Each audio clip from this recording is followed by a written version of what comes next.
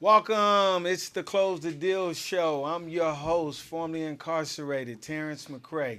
Every week we bring you business information, tips, and insights from entrepreneurs, business professionals, and inspired individuals from the San Francisco Bay Area and beyond. The Close the Deal show also features specific segments like public announcement, entrepreneur week, and small businesses.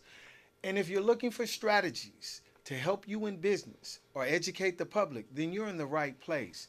Thanks for joining us today.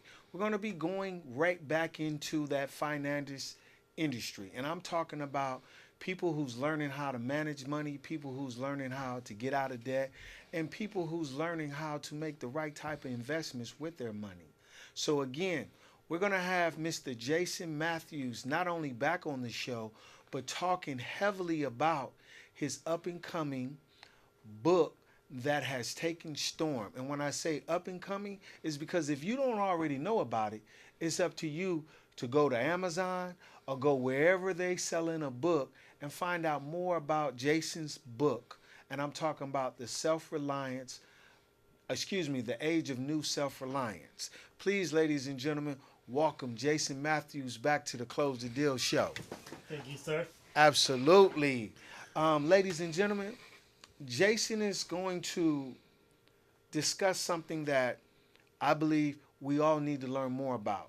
What went wrong and why the average family has been awakened from the American dream. So, allow me to take you back to the days when most families in America wants to live the American dream. Homeowners exploded from 43% to 1940 to 63% in 1960. One income household was common. Employers took care of their employees. Even after retirement with a nice pension, create credit card debt was unheard of until the 1980s, and student loans did not exist. Today, there's a few things Jason is going to discuss about all of this, not only from his book, but from his insight, from his knowledge. So, Jason, when did financial stability for the average American family start to go wrong and why? Yeah, so financial instability in America, or it has changed, which I call the new awakening of the American dream, started off in the early 1980s. One, for their pensions and their health care, and they're actually just their full retirement and their full well-being, while before it was that major corporations and entities was the ones who were responsible for your retirement for the most part. So, when you say major corporations had to pull back, who were these major corporations? So, for instance, let's look at it. So, General Motors at one time, you had them here in the Bay Area. We had General Motors, Ford, and a lot of these auto companies who were in Fremont, who was in Oakland, Milpitas, and what they did was they closed their locations and then they moved to other parts of the world, went to China and everywhere else, all for the cost of cheap labor. We have the rise of Walmart at the same time, where Americans went from quality to wanting to have cheap goods to survive and to eat. And so we can look at General Motors, we look at Ford, we look at General Electric, we look at a lot of our major corporations where we buy things, and we start having most of the things we bought and purchased start not being here, but was made overseas. And the list goes on and on and on. But look at everything you buy nowadays. They're not coming from, and not getting made in America, but getting made somewhere else overseas. Even today, we see that in the 80s, we talked about the car manufacturers I mentioned earlier.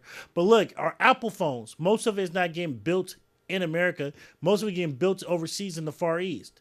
We can see that with Google as well. And most of our technology is getting built is from other places around the world where they're piecing it all together and is getting made there compared to where it's getting made here. So it's a lot of, and most major companies in the United States are like that these days. Why do you think this has been such a drastic shift in the economy? Is it really the fault of the government, as many think? So here's a couple of things. It was major corporations pushed back and wanted to have more profits. And greed and capitalism took place. And capitalism, there's nothing wrong with capitalism, I believe. But when it's Why do unbalanced, you say there's nothing wrong with capitalism? because I think if we look at it, it makes people work harder and move up. The problem is that America got away from true capitalism, and what we did was we did socialism for major corporations. We helped subsidize them with tax benefits, as we see with Amazon, who made billions of dollars, trillions of dollars last year, but paying 0% in taxes. We see this. They're not the only ones. We see with General Electric and other companies where they're paying nothing in taxes and they're getting subsidized. We always hear these stories about Walmart workers and employees where they get low wages. We subsidize them by help subsidizing that corporation to pay them low wages for their employees who are now on Section 8, eating food stamps, and getting government benefits.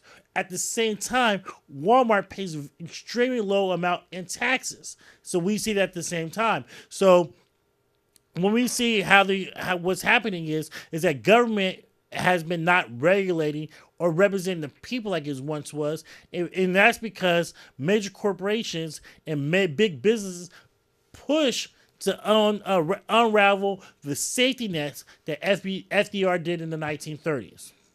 So, is this how the age of self-reliance come about? Correct. And I think the Age of Self Reliance is saying, hey, our government now, with all the deficits that it's having, and these major corporations, how they are, we're now what we call is the Age of Self Reliance, where you have to be more reliant with yourself and the skills that you have to take care of your family like no other time before. And I think this is just the beginning of it, because America always been built on cheap labor. It was the slaves. It was the Irish who came to America. It was the Italians. It was the Chinese with the railroad. We always built ourselves on cheap labor. Now, here's the problem we have now in America. Robots and AI is coming in America, which means that now jobs are getting replaced by technology. And if you look at the stats, it's already happening, even if our government doesn't mention it. In the year 2000, we had more people working than we do today. But yet the U.S. population has grown by over 20 million people. Where are those people living? How are they able to support themselves? That's the question. So right now we have a huge amount of people who are quality life and who are surviving without a job. Where are they staying at? Are those the homeless people we see in San Francisco or Oakland? Yes. Are some of them getting helped by their family? Yes. And that's why we're in the age of self-reliance, where we got to plan and prepare financially wise, just in case that robots take our jobs. If we ever get laid off for cheaper labor where it goes somewhere else, where we have to make sure we have the proper savings and tools, resources, and skills to make sure we're okay in the age of self-reliance. So, in the age of self-reliance, when you say if robots take over, do you believe in the next 25 years that may occur? For a lot of industries, yes. If you read a lot of books, they do. So if you look at, for instance, I was looking at the other day on YouTube how they have a bricklayer robot. We're laying down bricks. And he's laying them down faster than a man can, and he's laying these bricks down over and over again. With that being said, with those bricks is doing that, now I don't need to hire a bricklayer no more. I have that bricklayer. There's no more sick days. I don't have to pay them for vacation days, and it's cheaper, and they can get more done in a day. We see that with other industries where technology is coming, replacing human thought and everything else. And if you look at a lot of books and even the government, people are predicting that it's going to take away 25 to 50% of the jobs will be vanished in the next 20, 25 years. There will be no need for them due to technology. Because of that, what would the country be faced with consumer-wise and money-wise? So a couple things, and this is where the talks you're getting from a lot of people from Silicon Valley. Some people want to bring up a universal income, aka I call it welfare, but universal income is another word to bring about, where the average American citizen or average citizen would get paid a flat wage every single month. That's what That's what they're recommending. Will that happen? We have experiments right now, like in the city of Stockton, where they're giving everybody $500, certain citizens and residents, $500 a month. With that being said, I'm not sure if that will work. The question is, consumerism is already slowing down as well. Here's why. we're also not just with robots and everything else, but we're in a society where people are aging and older. So the buying trends of somebody who's older compared to younger are drastically different. If you look at the Western world, people are getting older, and with people being older, they don't buy as much. So consumerism will go down, where people will not buy much or don't consume much. Right now, we see it where the average person right now, average car on the road is 11 years old. That used to be 6 or 7. We see now that birth rates decline because now younger people are not thinking about having much kids. Without that, there's less diapers getting bought, there's less baby clothes being bought. So the slow down consumerism will continue to slow down as things will get tighter in our society. Well, from my understanding, the millennials are stressing about student loans and the other generations are worried about retirement. What other obligations are stinging the average American consumer? One thing that people forget, we talk about those are healthcare costs. So the average family of 4 right now paying over $24,000 a year in healthcare costs. That's hurting a lot of families. So if your employer is not only subsidizing one person, you still have to pay for other people. It's common to hear people paying $1,000 to $1,500 out of pocket for healthcare costs. Now in the coastal states like California or New York, you're hearing the cost of housing. Housing is hurting a lot of younger people or people who have never purchased home because of the rising costs of rents in those areas. So those are the two things that are really killing people: is rents and the cost of healthcare. And actually, the cost of healthcare is the biggest burden that we will see in the future because as we get aged, the cost of healthcare continue to go up without inflation ever since we have privatized healthcare and made it a non-noble, non-profit industry like we once had in the 60s and 70s. So, what strategies or suggestions would you give someone with the average income of less than 45,000 a year? So what I call the age of self-reliance is more not just your age of just yourself. It's about family community. And one thing we should learn from 2008, I'm not sure we actually learned a lesson, as our debt levels are way past what it was in 2008 is, one thing, we have to come together as a family community, which is we should have more multi-generational housing, where now we have not just my house with my kids, with my dog and a picket fence, but now it's my house I'm living with my mother, my grandmother, and we're helping out. One issue I forgot to mention was health daycare costs. Daycare costs are drastically high. Maybe now, if we're all living underneath the same roof, I don't have to pay as much for daycare. Now, grandma might help out, my aunt might help out who live with us. So now we're going back to old traditional lifestyle of life of where we all live together. That's one thing. Another thing is some people won't have to pick up a second job or a side hustle. I think right now what people have to figure out is what are your true skills and talents, and start figuring out side hustles to generate more income where your skills and your hustle can help you start saving more, and you can invest those money and put money away for retirement or other things that you're thinking about doing. Those are the two biggest components I think people do. Last thing is also I should say is be flexible. The technology and times are going to be changed, but keep getting your skills up and be more flexible as those times come. So, when you say getting your skills up, are you recommending people go back to school or take a trade or do an online course? I recommend all three. So I tell people take some classes that are available. Read a book. Whatever your strengths are, figure it out. If you like real estate, pick up and start reading as much real estate books it is. Also, if we're not watching it, get off the TV, get off of social media unless you figure out a way to make money from it.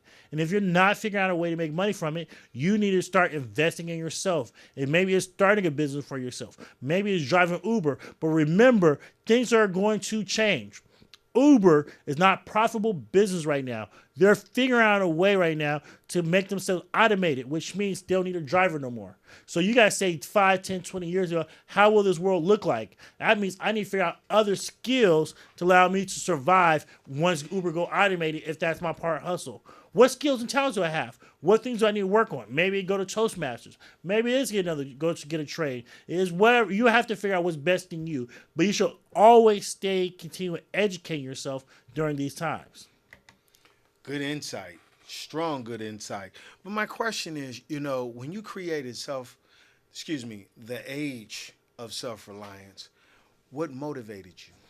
A couple things.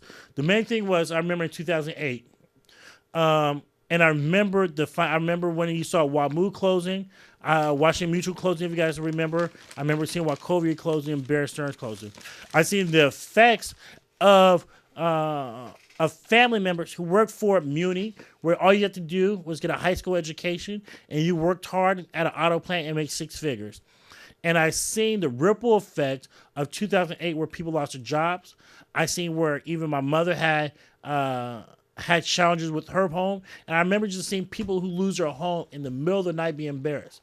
And I say, if I ever seen something like that happen again, I want to wake in and allow people to know how to properly prepare. And I truly believe that in 2008, we didn't fix anything. I think we put a Band-Aid on it, but I think the next downturn, the next recession is going to be a whole lot worse than 2008. So I wanted to get people prepared for it now, and that's why I wrote the book for it.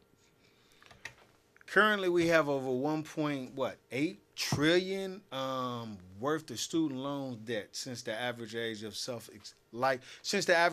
life expectancy is now up to 90.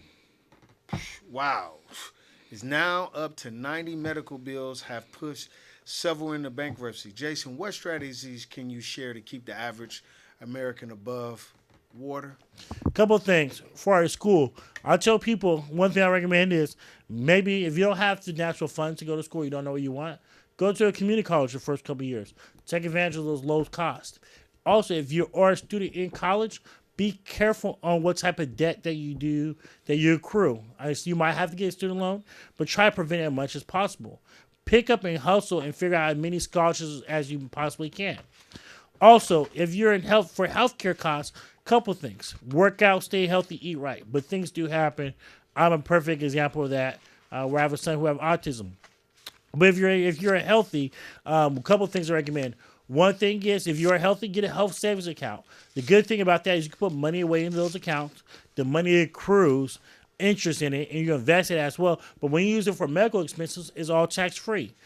Also, if you're an older person, over 65, look at Medicare and Medi-Cal supplement plans. That will help you lower your healthcare costs in the long term for yourself if something do happen. You will have to pay a premium, but it will help you if you're ever having a hospital visits. If you have emergency rooms, it will save you a lot of money down the road. Sounds like to me, not only you know what you're talking about, but you're actually living by what you wrote, The Age of Self Reliance. I want to read something here where you talk about in chapter 1, right, waking up from the American dream. There's something that, really, really touched me. So I want to read this part where you say, the American dream was alive and well with just a high school diploma. You could work at the port, an auto factory, or get a good union job. You made enough money to put food on the table, buy a home, and save. With only one salary, families could afford for the wife to stay home and take care of the kids. How drastic of that change has occurred? Drastically. Look at how many Americans right now who are living in who are married and have to have both the husband and wife work. It's a drastic number. Incomes have been flat since 1982. Incomes has been flat, and it's crazy. You have two households and two people in the household, and a lot of people are still struggling. You see it right now. It's a perfect number. I want to say is youth sports. Right now, youth sports. I was reading that for households that make less than 100,000, only 30% of the kids are able to play youth sports or even playing youth sports. But households who make over $100,000 a year, those households, there's 70% of the kids are playing sports. So what that means, kids whose family are poor are not able to play youth sports no more. The quality of life that means diminished for people compared to what was in the 80s where everybody played Little League. Everybody played basketball. We were talking about for college and savings. People have money for college and savings back then. Could put money away for college and savings, and the cost of it wasn't so high. So those are huge things that we see that we no longer have. Well, Jason, not only do I want to thank you for coming on the show, but I want the viewers to know Jason is going to be an ongoing regular on this show. So please, if you want to learn new strategies about Jason's book, The Age of Self Reliance, and how to manage your money and finance it, Jason, could you allow our viewers to know where they can pick it up? Yes, definitely. You can pick it up at two different places. If you go to barnesandnobles.com, you can pick it up. Also, you can pick it up on amazon.com. On Amazon, you can pick it up as paperback book, or you can get it electronic version for yourself as well. Yes, so the next time Jason comes on the show, we're going to actually go into chapter 2, the new rules of the game. So, thank you for coming on the show. Definitely. See you again. Before we close this deal, we would love to hear from you if you have suggestions, questions, or even want to apply to be a guest on the show. San Francisco Bay Area viewers, you can find us every Monday night at 8:30 p.m. on cable Comcast Channel 29 or online BAVC. Worldwide, find the Close the Deal show on Instagram, YouTube, Facebook. Just click my name, Terrence McCray, on my picture. Please subscribe, like, and comment on your favorite episode. But make sure you tune in. Take good care, everyone, and don't forget, find the right connection and make sure you close the right deal. So before we go, we definitely got to level up.